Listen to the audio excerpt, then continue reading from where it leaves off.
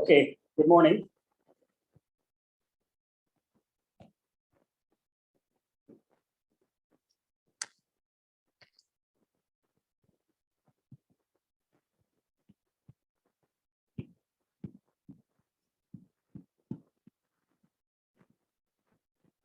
So today I'm going to introduce eigenvalues and eigenvectors.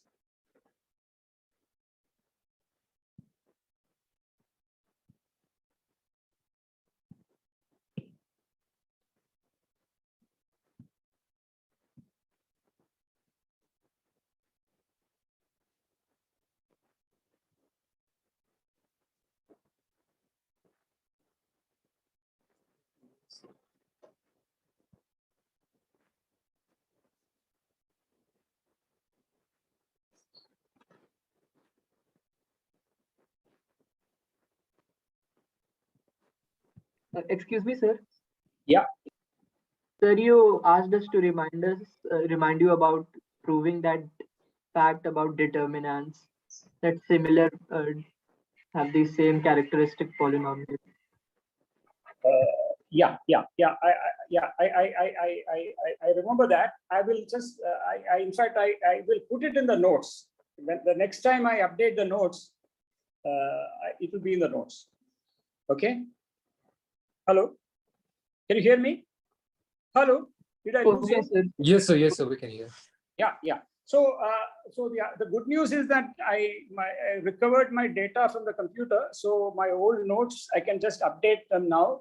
And so I'm going to put up updated notes in a day or two, and then I will include this. Very good. So B is a finite dimensional vector space.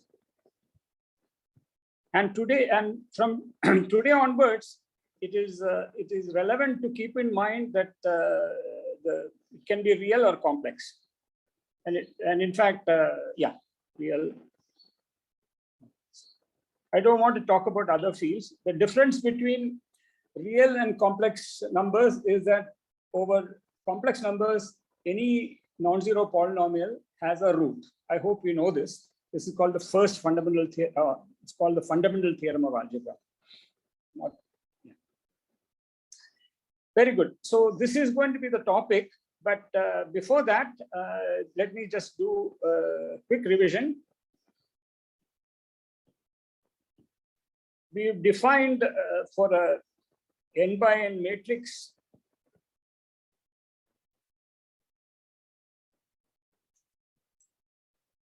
A, its determinant, and for a linear map A hat, B to B, if dim B is n, you choose a basis for B, look at the corresponding matrix, and you define dit of A hat to be dit of the corresponding matrix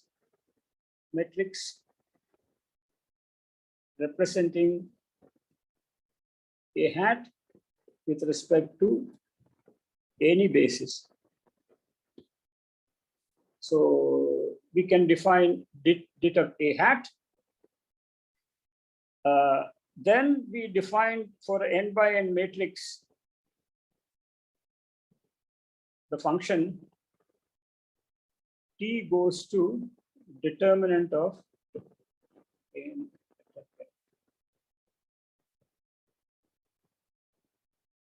N by n matrix, the identity n by n matrix A. This function, consider this function. This is a polynomial function of the form. So call this function PAT. T raised to n minus t raised to n minus 1 trace of A plus, and then at the end I get plus minus 1 to the power of n it A. And so I will write this as t raised to n plus, did I write an minus 1?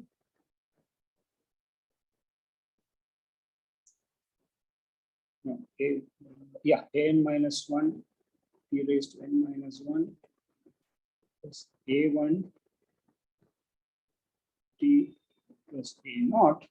So a naught is minus 1 to the power of n theta a. And for a linear map A hat B to B, dimension of B equal to n. So these coefficients depend on A.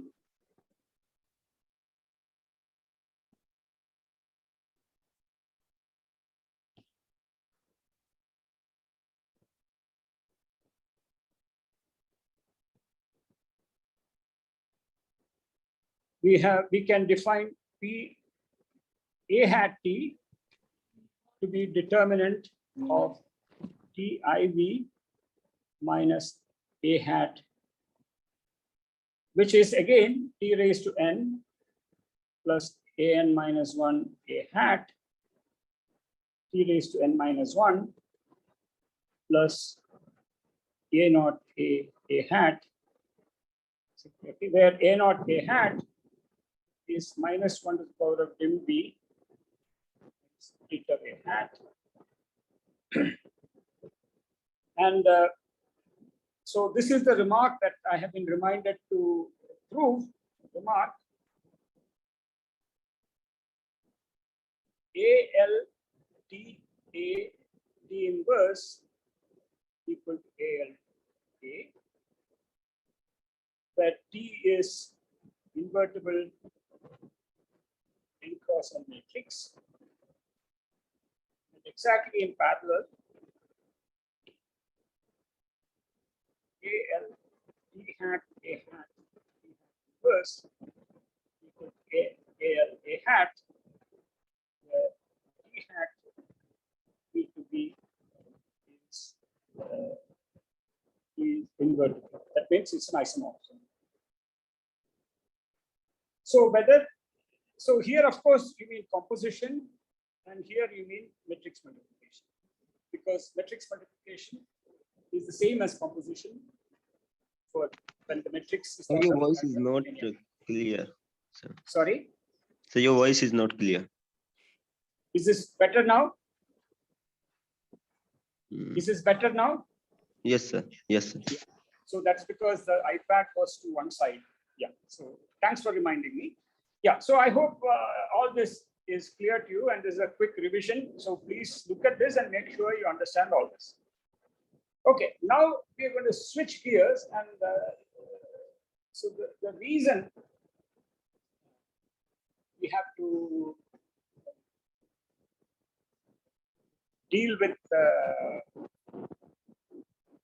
characteristic polynomial will become clear now. Okay, but before that, I said something about the fundamental theorem of algebra. So before I go on to eigenvalues and eigenfunctions, recall if P is a polynomial function, non-constant polynomial function of degree n bigger than or equal to 1, then P of t is equal to an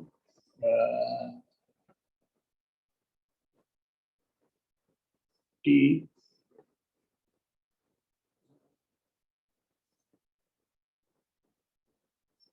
so let me not call this an, let me call this cn.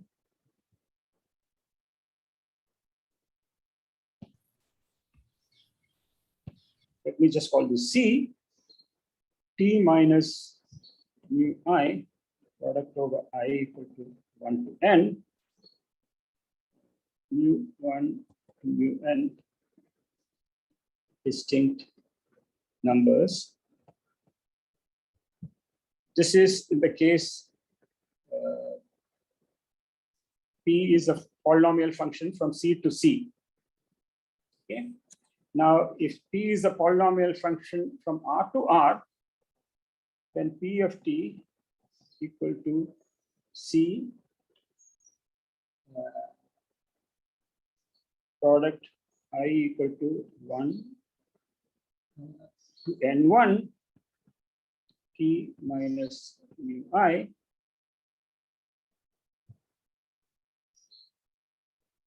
product I equal to 1 to N2 T minus mu I T minus mu I bar, where mu I are real numbers and mu I are complex numbers. Sir, I think the real and complex fields should be interchanged. I mean, the first one should be R. Wait, with non-zero imaginary part.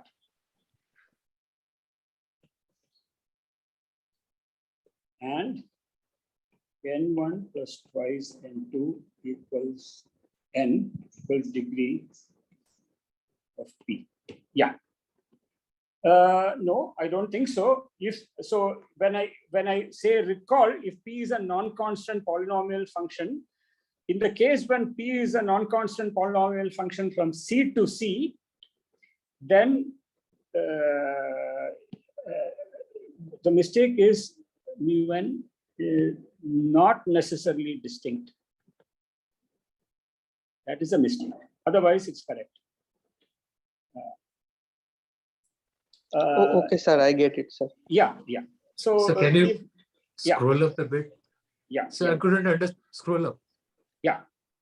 So I couldn't understand the remark that you made on the previous page. This one, this one. Yeah. So can you repeat the remark once? The remark is that given, so first with matrices, okay? The matrices is that you define the function PAT, okay, as here. Yeah, thanks for all these interruptions, by the way, because these are important things. And so you define, first of all, this function. Okay. Yes, sir. Then, as I said, by looking at the complete expansion of the determinant, you can prove that it's actually a polynomial function of this type. Okay. And in fact, you can prove that the coefficient of the top degree term is 1. By the way, the degree is the dimension of the vector space, and the coefficient of the top degree term is 1. The constant term is up to a sign the determinant of A. And in fact, this term is what I call the trace. It's the sum of the diagonal entries of the matrix up to this sign.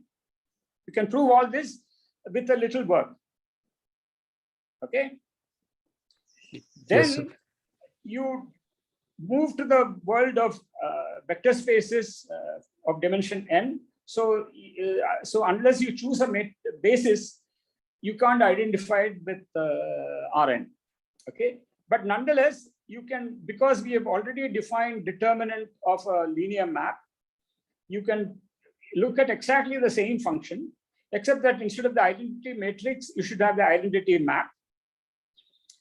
And then you can, by choosing a basis, if you wish, and then using the whatever we have proved for matrices, you can prove that this is also a polynomial function of exactly the same form.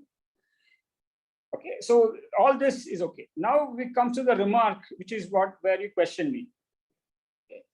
Okay, first part of the remark is that this is something I have not proved, but from the fact that this is not difficult to prove, that this function, you first prove that P T A T inverse T is PAT. And similarly, you prove that P T hat A hat T hat inverse T is equal to P A hat T. In other words, the matrix A and it's any matrix that's excuse me, I have to take this call. I'll be with you in 5 minutes. Yes, sir. Sure.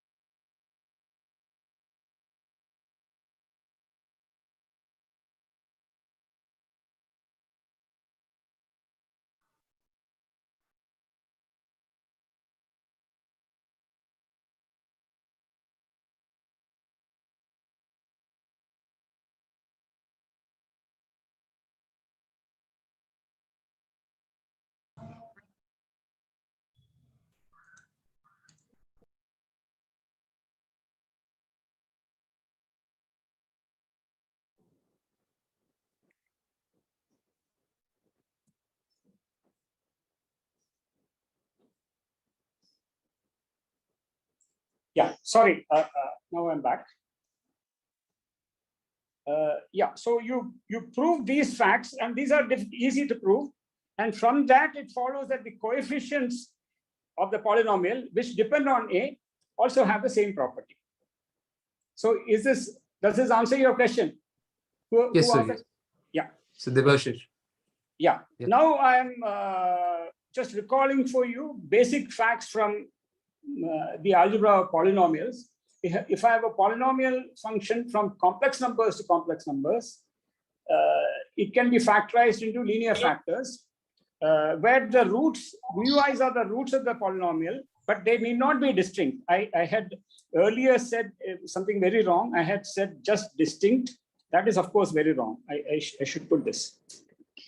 And if it's a polynomial function from the reals to the reals, then I can take that function and think of it, it uses exactly the same expression and think of it as a polynomial function from complex numbers to complex numbers, and use my result earlier to prove that a polynomial function from reals to reals will have a certain number of real roots and a certain number of complex roots which are not real, which will occur in conjugate pairs. So there is a complex root nu and its nu bar. And altogether, these guys will add up to n. Okay, that is what this says. Now, this is basic algebra, and this is not my, it's not part of the linear algebra course to prove this. You either know the proof or you will know it soon. And in any case, at the moment, you just accept this yeah. So, Yeah. Just to interrupt you again. Yeah. Not sure what the notation is you're using. You're using this product to show that these are roots. Sorry? I'm not sure about your notation. You're using the product sign, which is pi. This is the product. This is the product sign. Yeah. Thank you. And what's this is C? C is some constant. C is some complex number, or in this case, a real number. The idea is that like of all of these will the product of all these will be 0. I'm not Just 1 second. Huh?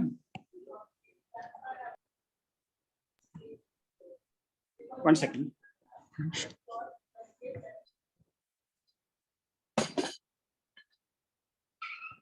Sorry, what was your question? So you're saying that like all of these mui's are roots of the The polynomial. mui's are the roots, right? Because if I substitute t is equal to mu1, for example, then the right hand side will vanish.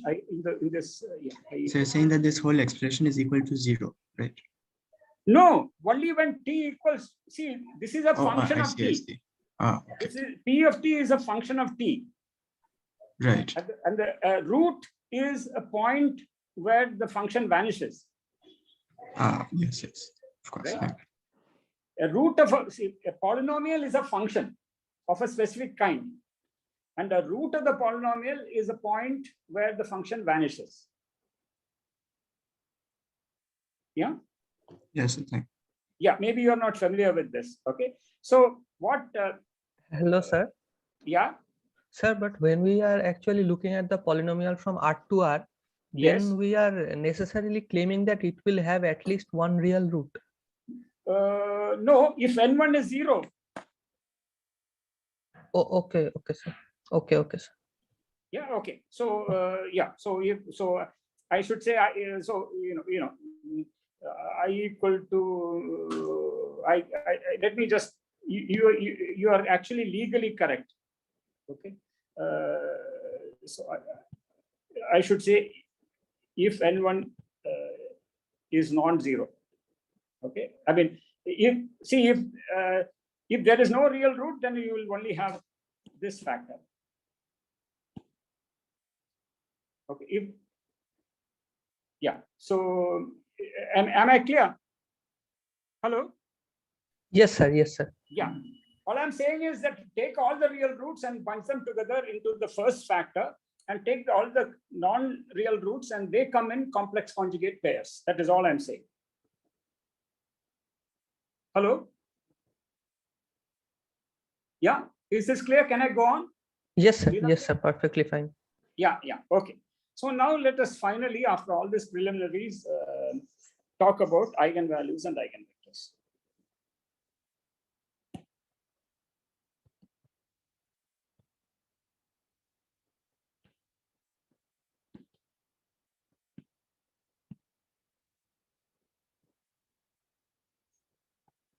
So you start with the linear map from an n-dimensional complex or real vector space to itself. So it's very important that it's not a map from one vector space to another vector space.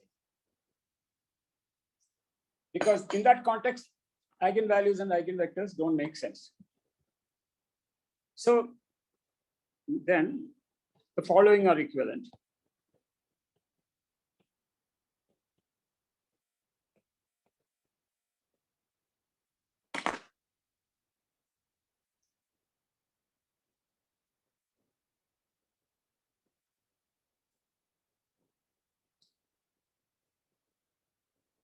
Okay, so now see, I have avoided using the letter K. But from now on, because I have to treat two fields, so K is R or C. Okay. So A is a K, B is a K vector space.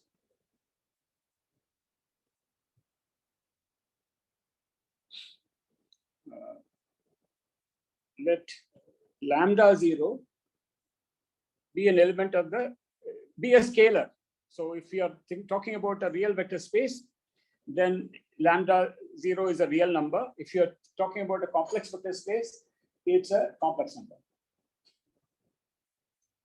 Remember, a complex number could be real. Okay. 1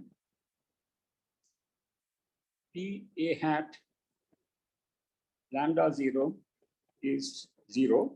So in other words, lambda 0 is a root of the characteristic polynomial of A hat. 2, the kernel of the linear map lambda 0 times IV minus A hat is not just the 0 vector.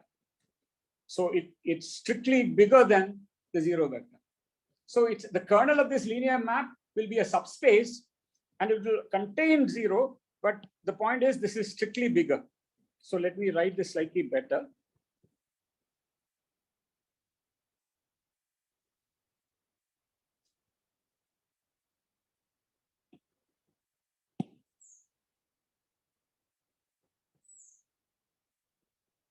Not equal to kernel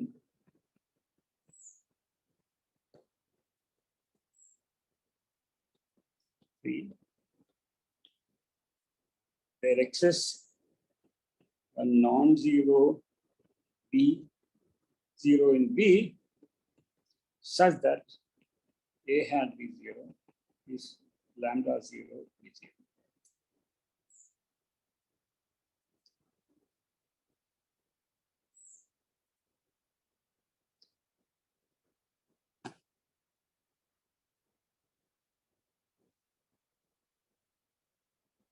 Okay, so this is something that's very easy to prove, but you should see the proof yourself. Okay, so let us see proof.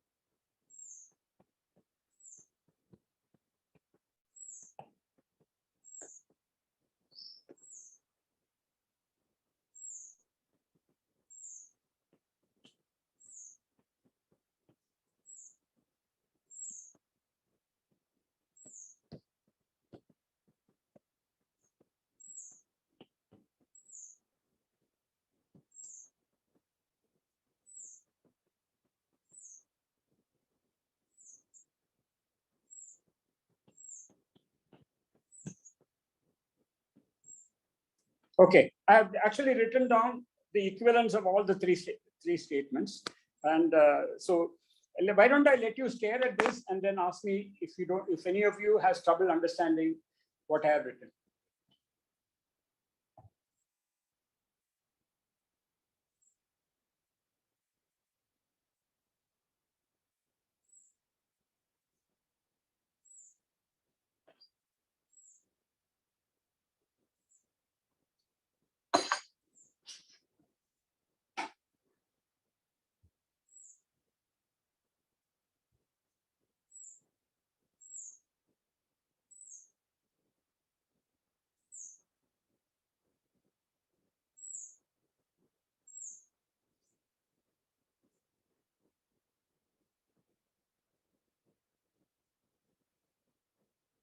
Okay, how are we? Can everybody understand the thread of the reasoning here? There are lots of two-way arrows. Each of them is quite easy.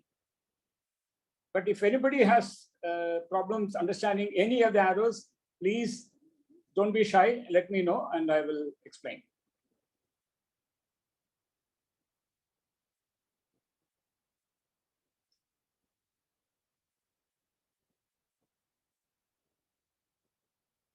Vijayan, is it okay? Yes, sir. Okay, somebody was asking something when I interrupted. Hello? Yeah, sir, I didn't understand why lambda naught IV minus A hat is not injective. So if the determinant of consider this linear map.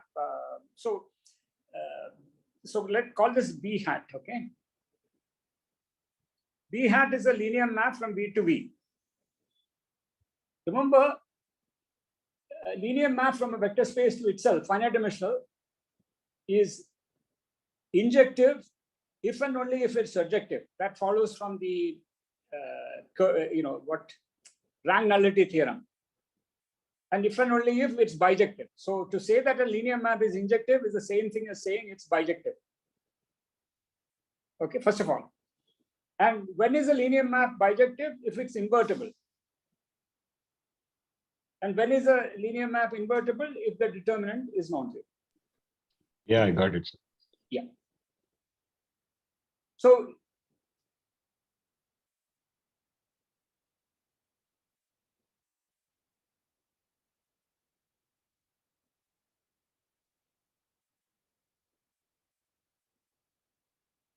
Swaminathan.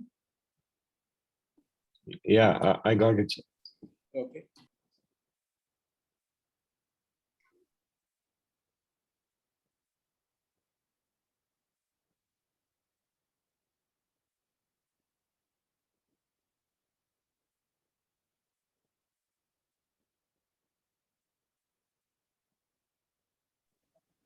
So here we're considering V to be a k-dimensional column vector space, right? No. I mean, come on. This is after all these this thing. It doesn't matter. You don't need to have a column vector space. You can define the determinant of a linear map from a finite dimensional vector space to itself. Oh, okay. Yeah, because you choose a basis. Take the And matrix. it defines an take- isomorphism. take- Oh, yeah. it doesn't. It's independent of the basis that you choose. So linear maps from a finite dimensional vector space to itself have a well-defined determinant. Oh, sorry. Actually, I missed a couple of classes, so I didn't. Okay, yeah. Shakti, is it okay? Yes, sir. Yeah. There is this is the really basic result to understand eigenvalues and eigenvectors. So if anybody has trouble with this, they should really stop me.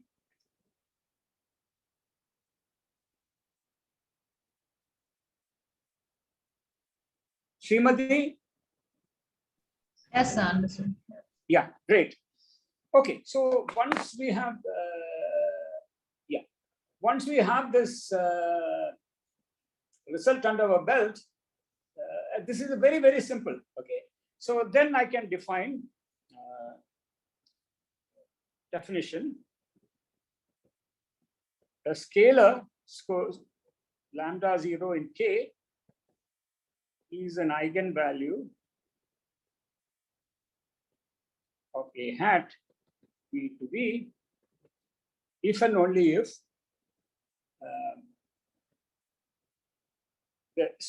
there is a non-zero B0 in B such that A hat B0 is lambda 0.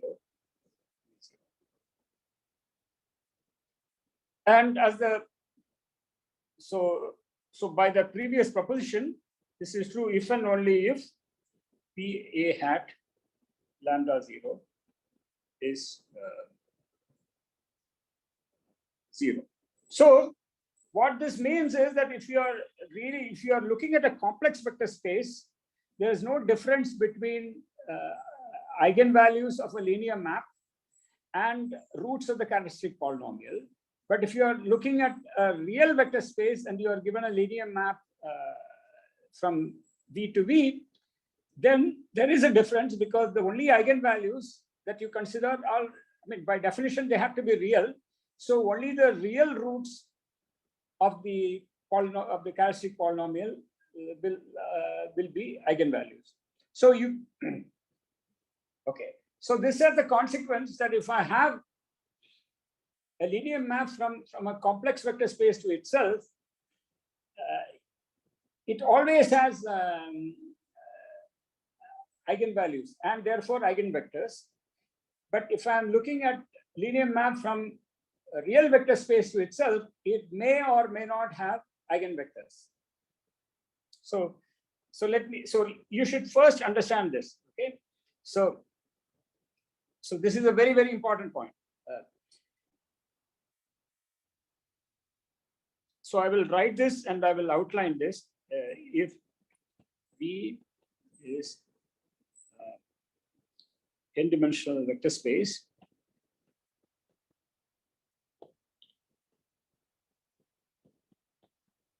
n bigger than or equal to 1, I don't want to deal with a 0 vector space, then a linear map A hat B to B always has an eigen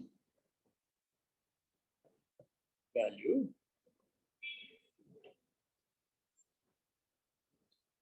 if B is complex, may or may not have an eigenvalue if V is real. So by the way, this such a non-zero vector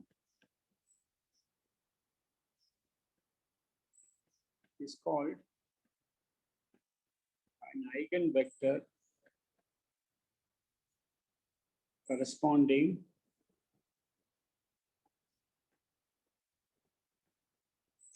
to the eigenvalue lambda 0.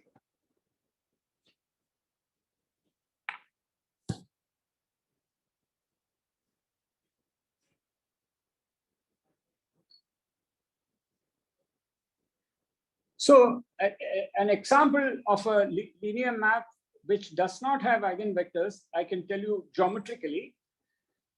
Consider your vector space to be the plane of your table, and so this is the plane of your table.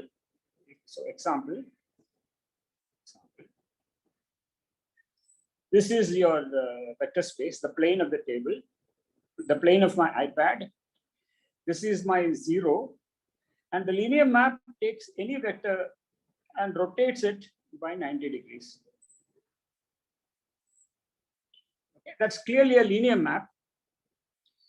And but on the other hand, an eigenvector would be a vector on which the linear map would just take that vector and multiply it by a real number.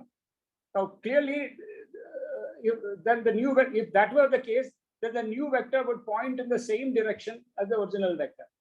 But the geometric description of the linear map says that cannot happen, because I'm taking a vector and turning it around by 90 degrees. So this linear map, which takes any vector on the plane of the table and rotates it by 90 degrees, does not have an eigenvalue, and therefore this linear map has no eigenvectors.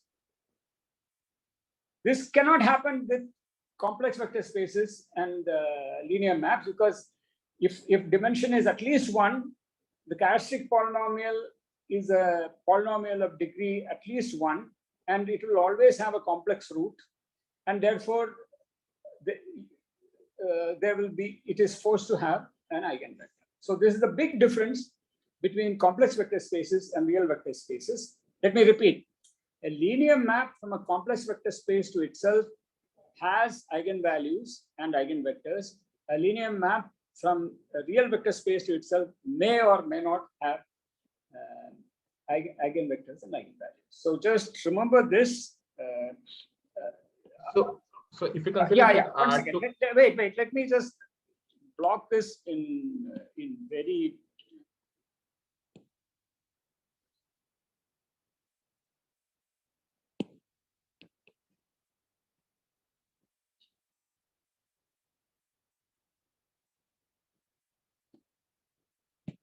Yeah. Yeah. So if Somebody you consider that the R2 is the C and vector space, like it also forms a vector space, then wait, you are going too fast. So speak slowly and yeah. Yeah, if we consider the R2 space as the C vectors, like the complex field, which also forms the complex vector space under. No, I don't want to go there. I think so. No, so it's a good question. We will deal with it. At the moment, do you understand my point? Yes, sir. Okay, so please. So just your question is very good. Who is this? Bijan Rai. Sorry. Bijan Rai.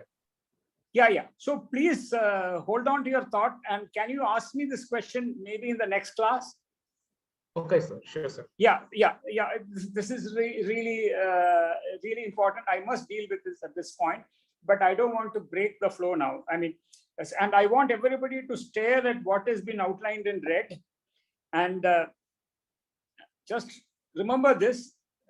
It is really important. So first of all, do you understand the definition of an eigenvalue? Do you understand the definition of an eigenvector? And I've written the definition of the eigenvector, especially in such bad handwriting. But these two are important definitions. Let me at least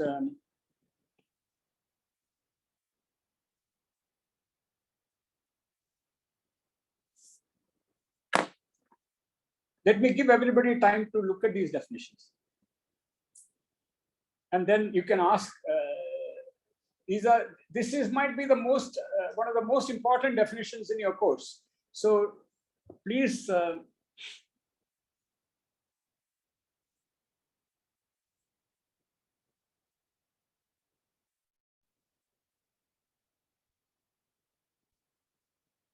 shall I go ahead?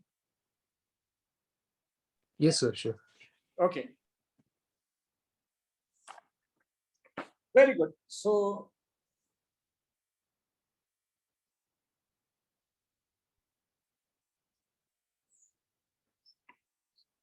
So now comes a very important definition.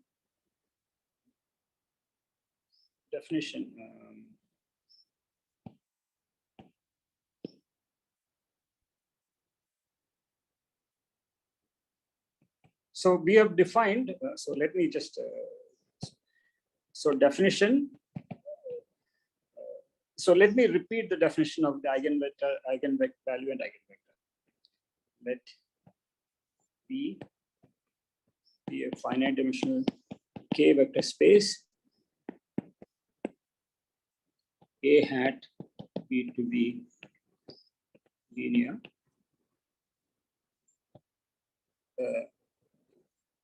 Scalar lambda 0 in K is an eigenvalue A hat if there exists V0 not equal to the 0 vector such that A V0 is lambda V0. Such a V0 is called an eigenvector corresponding to lambda 0 or simply an eigenvector. So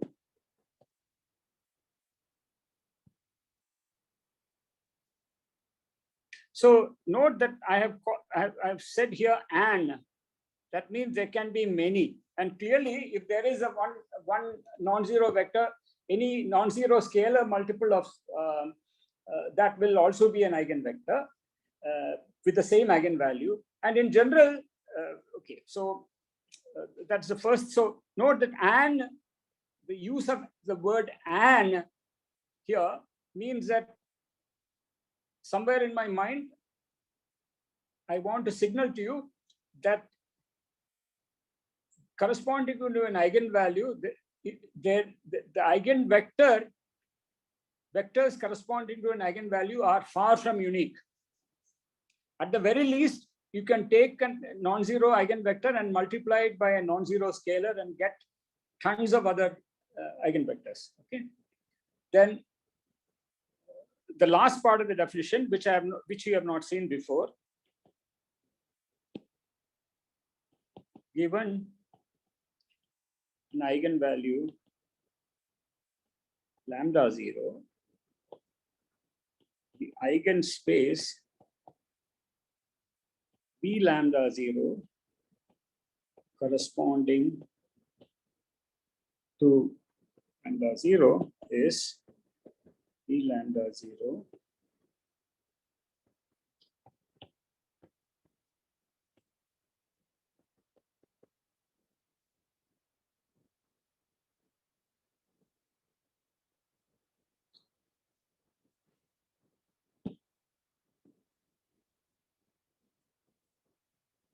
So now I'm going to make a number of remarks. So I have defined the eigenspace consisting corresponding to an eigenvalue. It consists of those vectors on which the action of A hat is just by multiplying by the corresponding scalar lambda 0. Now remarks.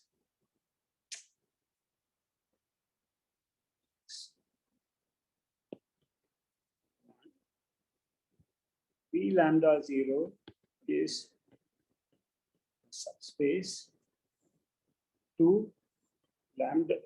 So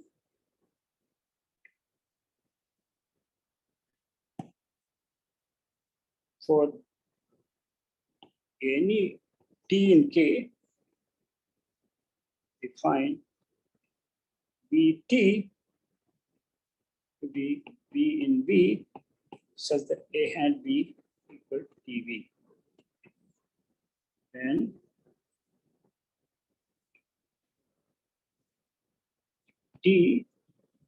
T0 is an eigenvalue if and only if dim Vt0 is greater than or equal to. I'm going to ask you question. 3, true or false. P lambda 0, if lambda 0 is an eigenvalue,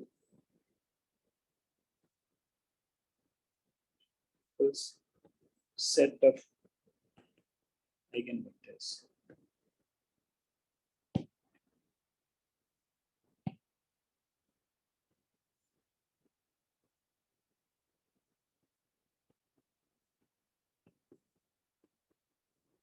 Okay, so now I'm going to, these are the questions. Okay. So once these questions have been answered, these are important remarks. First of all, do you agree with remark 1?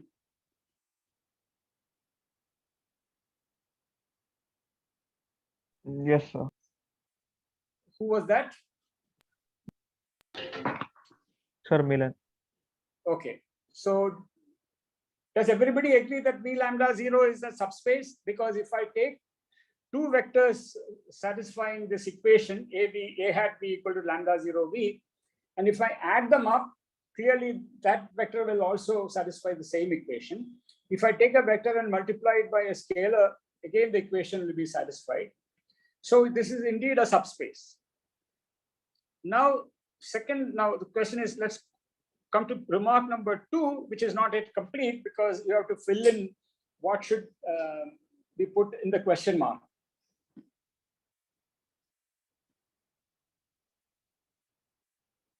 Okay, let me find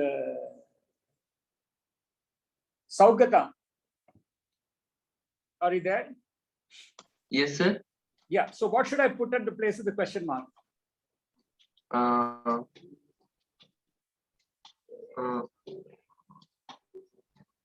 Okay, think about it. Shubham? Yes, sir. I think it should be 1. Okay, that's a good guess. Let me just, Srimati? So even I think it should be 1. Okay, so let me go back to, was that Shubham? Saugata, what do you think? Yes, sir. Maybe it should be 1. Okay, it should be. You're not so sure, you're not convinced. How about Riddhi?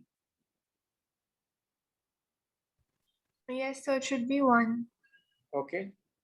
Yeah, so clearly T0 is an eigenvalue only if there is at least one non-zero vector such that A hat B is T0V. So if there is a non-zero vector, then it will generate at least a one-dimensional subspace. So this will be contained in VT0. So VT0 must have dimension at least 1. So the answer here is 1.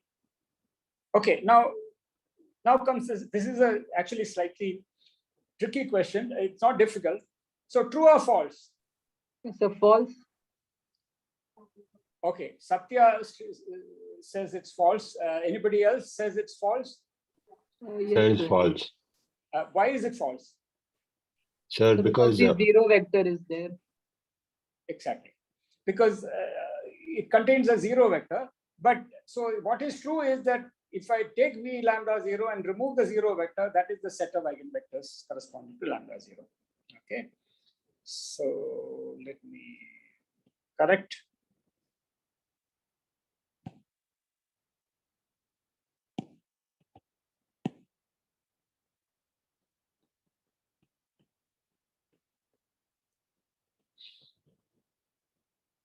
Is this clear, everyone? Okay, so we have learned about an eigenvalue of a linear map is a scalar which is a root of the characteristic polynomial, and if lambda 0 is an eigenvalue, then the corresponding space V lambda 0, which I call, so this is called the eigenspace corresponding to lambda 0, is at least one dimensional and is it a subspace. Okay, so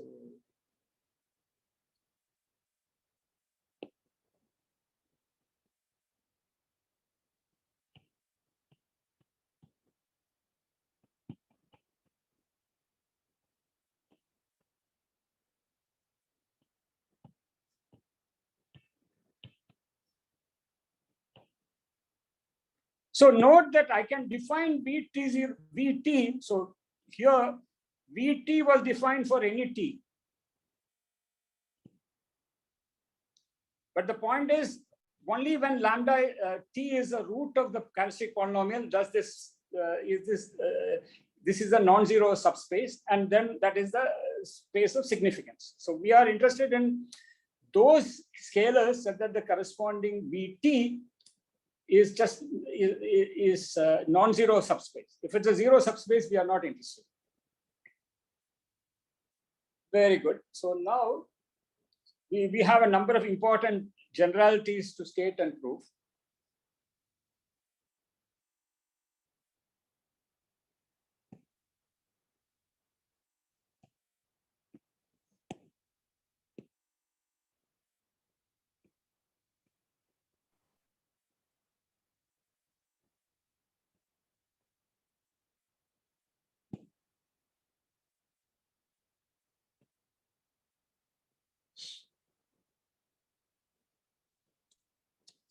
So here is the most important.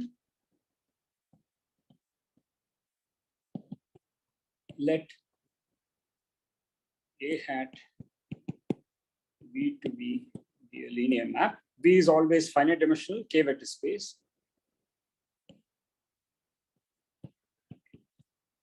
If V1, VL are eigenvectors corresponding to pairwise distinct eigenvalues lambda 1, lambda L, then V1, VL is a linearly independent set. So pairwise distinct means that I have L. So by the way, L is some number. It need not be equal to n. We will see that n is the dimension of V. We will see, or I should have said this, that L is less than or equal to n. So why? So if you recall what I said about roots of a polynomial, etc., etc., this will be clear. Okay. So supposing I am given an n-dimensional vector space and I have a linear map A hat V to V, and I take a bunch of eigenvalues which are all distinct, no two of them are the same. And for each eigenvalue, I know it's because it's an eigenvalue, there is a non-zero eigenvector. Pick a non-zero eigenvector corresponding to each eigenvalue, call them V1 to VL. So I get a set, subset of the vector space. The claim is that this is a linearly independent subset.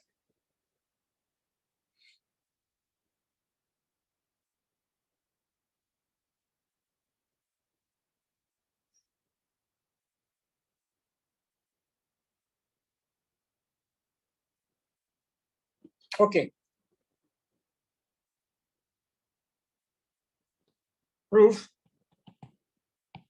If L is 1,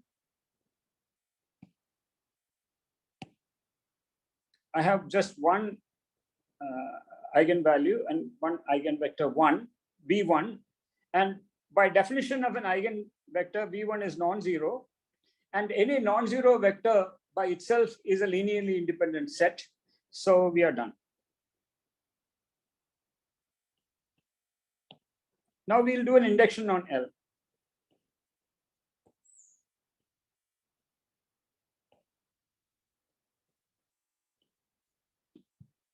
So now supposing I have C1 V1 plus C2 V2 plus CL VL equal to 0. So supposing I have a relation between the L eigenvectors V1 to VL, okay, we must show that all the CIs are 0. Now apply A hat. Suppose A hat to the above equation.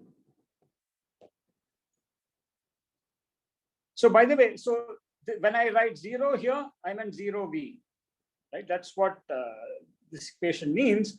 So then A hat of C1 V1 plus CLVL equals A hat of 0V. Now A is a linear map, so this is 0V. Again, by linearity, this is C1 A hat V1 plus C2 A hat V2 plus CL A hat VL. But that is C1 lambda 1 V1 plus C2 lambda 2 V2 plus CL lambda L VL. And that is equal to 0V.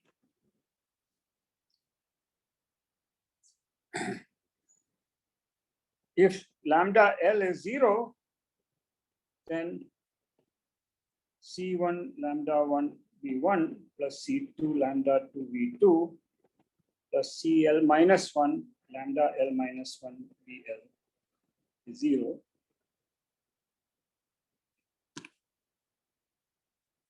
Now by the inductive hypothesis,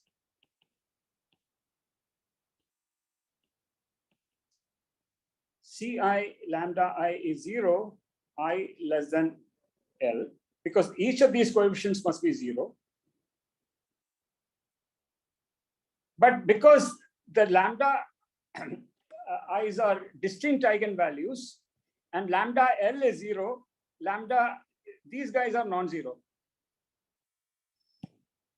Since lambda L is 0, lambda 1, lambda L minus 1 are all non-zero. This implies Ci equal to 0, I equal to 1 to L minus 1. And this implies CL equal to 0 also. Going back here, going back to this. Now, if lambda L is not equal to 0, divide this by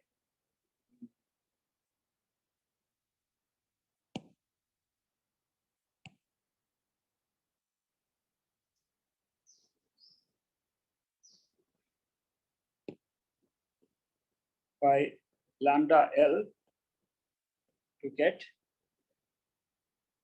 C1 lambda 1 by lambda L V1 plus C2 lambda 2 V2 by lambda L plus CL VL equal to 0 V. On the other hand, you also have C1 V1 plus C2 V2 plus CL VL equal to 0 V. Subtract one from the other and you get 1 minus lambda 1 by lambda L C1, C2 1 minus lambda 2 by lambda L V1 V2 plus CL minus 1 1 minus lambda L minus 1 lambda L VL minus 1 equal to 0 V. This implies again by induction Ci 1 minus lambda I by lambda L equal to 0, I equal to 1 to L minus 1 implies Ci equal to 0, blah, blah, blah, and we are done. Okay, so this is actually a simple induction, I'm not going to, this is something you can go back and read the proof, but this is a very, very important fact, and you should also know this argument.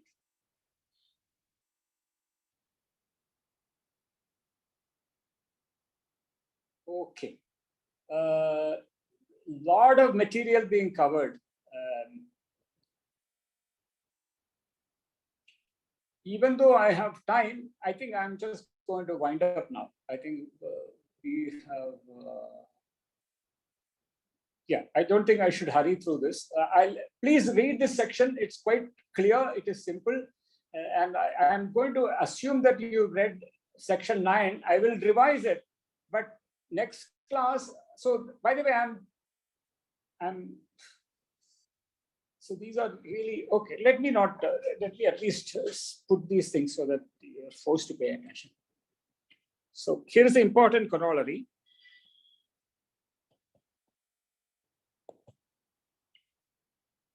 Let A hat B to B be a linear map.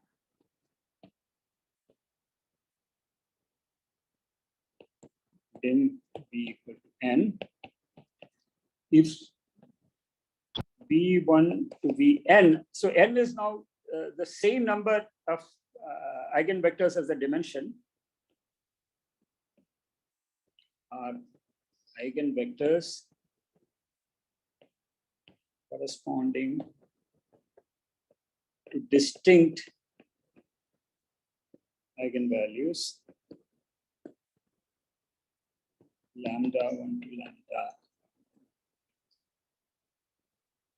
n, then V1 to Vn is an ordered basis for B, and the matrix A of A hat corresponding to this basis is A. What can be more simpler? Lambda 1, lambda 2. It's just the diagonal matrix with the eigenvalues appearing along the diagonal.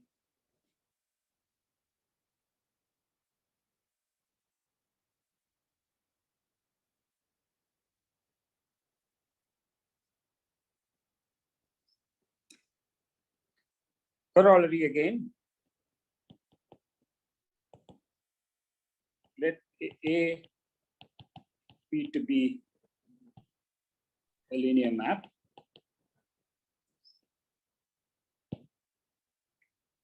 Let lambda 1, lambda L be distinct eigenvalues. Not necessarily all of them.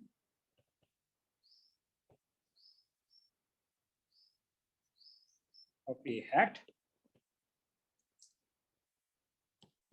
Let B prime in B be the subspace generated by the corresponding eigenvectors, then